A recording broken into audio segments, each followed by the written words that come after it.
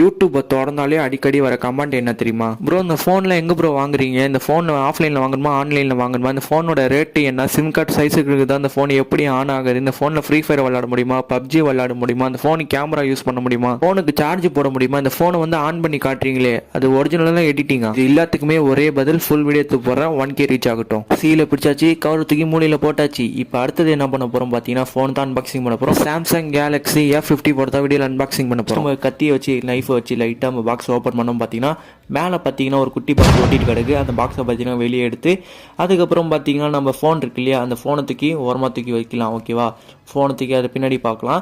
பாக்ஸ்குள்ளே என்னென்ன இருக்குன்னு பார்த்தீங்கன்னா 3 யூசர் மேனுவல், ஒரு டேட்டா கேபிள் இருக்குது.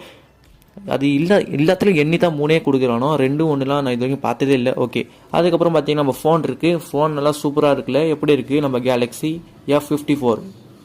இதோட அடுத்த நல்ல சந்திக்கிறேன். ஸோ நம்ம தொடர சப்ஸ்கிரைப் பண்ணிக்கோங்க.